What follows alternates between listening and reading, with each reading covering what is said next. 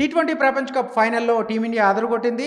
First toss ఓడిపోవడం ఒక విధంగా చాలా మంచిదయిందని చెప్పాలి. భారత బ్యాటర్లు ఏదైతే ఒక బిగ్గెస్ట్ టార్గెట్ పెట్టాలనుకున్న వాళ్ళ అచీవ్‌మెంట్ అనేది ఖచ్చితంగా రీచ్ అయ్యారని చెప్పుకోవాలి. ఎందుకంటే 255 రన్స్ చేశారు. ఏదైతే 20 ఓవర్‌లో సంజు శాంసన్, ఇషాన్ కిషన్ అలాగే అభిషేక్ శర్మ ఈ టోర్నమెంట్‌లో ఇప్పటివరకు ఏమాత్రం రాణించిన అభిషేక్ శర్మ ఒక అద్భుతమైన ఇన్నింగ్స్ ఆడాడని చెప్పుకోవాలి. కేవలం 18 బంతుల్లో హాఫ్ సెంచరీ చేశాడు. సో, సంజు శాంసన్ కూడా అంటే పవర్ ప్లేలోనే 92 రన్స్ చేయడం ఇక్కడ మ్యాచ్‌ని మలుపు తిప్పిందని చెప్పుకోవాలి భారత్ ఇన్నింగ్స్‌కి ఈ భారీ స్కోర్‌కి. ఎప్పుడు కూడా టీ20 ఫార్మాట్‌లో పవర్ ప్లేలో వికెట్లు కోల్పోకుండా ఒక మంచి స్కోర్ అంటే ఓవర్‌కి 12కి పైగా రన్స్ చేసినప్పుడు ఖచ్చితంగా ఒక భారీ స్కోర్ వస్తుంది.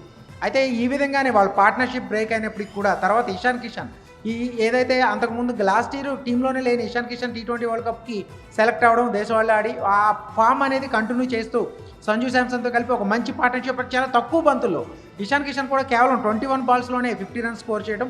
ఈ విధంగా ఒక సంజు శాంసన్ అయితే తన ఫామ్ హ్యాట్రిక్ 50లు అంటే 3 వరుస మ్యాచ్‌ల్లో అది కూడా కీలకమైన నాకౌట్ మ్యాచ్‌లు చెప్పుకోవాలి. వెస్టిండీస్ మీద, తర్వాత ఇంగ్లాండ్ మీద, ఇప్పుడు ఫైనల్‌లో న్యూజిలాండ్ మీద ఒక అద్భుతమైన ఇన్నింగ్స్ ఆడాడు సంజు శాంసన్. ఒక లైఫ్ టైమ్ ఇన్నింగ్స్ ఆడాడని చెప్పుకోవాలి. 89 రన్స్ 46 బాల్స్‌లో ఒక అద్భుతమైన పర్ఫార్మెన్స్ ఇచ్చారు ఇండియన్ బ్యాటర్స్ కూడా. మొత్తం మీద ఈ పార్ట్నర్‌షిప్స్ కానీ, వాళ్ళు ఆడిన విధానం గాని చూస్తే గనక ప్యూర్ బ్యాటింగ్ వికెట్‌లాగా కనిపిస్తున్నప్పుడు కూడా 255 రన్స్ చేయడం అనేది సైకలాజికల్‌గా టీమిండియాకి క్లీన్ అడ్వాంటేజ్ ఉంది ఈ ఫైనల్ మ్యాచ్‌లో. మూడోసారి ఓవరాల్‌గా టీ20 వరల్డ్ కప్ అందుకునేందుకు, వరుసగా రెండోసారి టైటిల్ గెలుచుకునేందుకు ఒక ప్రస్తుతానికి ఫస్ట్ ఇన్నింగ్స్ అంటే ఒక ఫస్ట్ హాఫ్ మ్యాచ్‌లో ఫస్ట్ హాఫ్ అయిన తర్వాత టీమిండియా ఒక సేఫ్ పొజిషన్‌లో ఉందనే చెప్పుకోవాలి.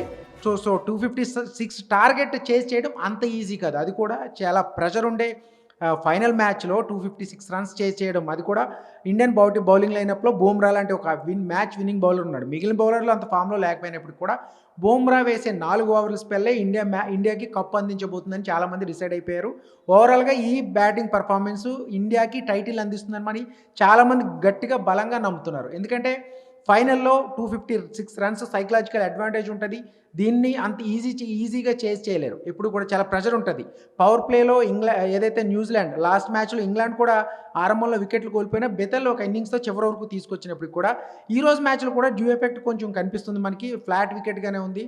సో, సెకండ్ ఇన్నింగ్స్ కూడా ఒక హై వోల్టేజ్ చేజింగ్ లాగా మనం చూడొచ్చు. కానీ బూమ్రా మ్యాచ్‌ని టర్న్ తిప్పే స్పెల్ అయితే ఖచ్చితంగా ఉండబోతుందనేది చాలామంది అంచనా వేస్తున్నారు.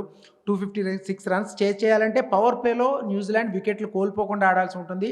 భారత్ లాగే ఇన్నింగ్స్ దూకుడుగా ఆడాల్సి ఉంటుంది. కానీ ఇండియా బౌలర్లు ఆ ఛాన్స్ ఇస్తారని మనం అనుకోవట్లేదు. బూమ్రా ఖచ్చితంగా పవర్ ప్లేలో 2 ఓవర్లు వేస్తాడు కాబట్టి ఆ 2 ఓవర్లు న్యూజిలాండ్ ఇన్నింగ్స్‌ని డిసైడ్ చేయబోతుంది. మొత్తం మీద ఓవరాల్‌గా 256 రన్స్ టార్గెట్‌ని చేజ్ చేయడం న్యూజిలాండ్ జట్టుకి అంత సులభం కాదని చెప్పుకోవచ్చు.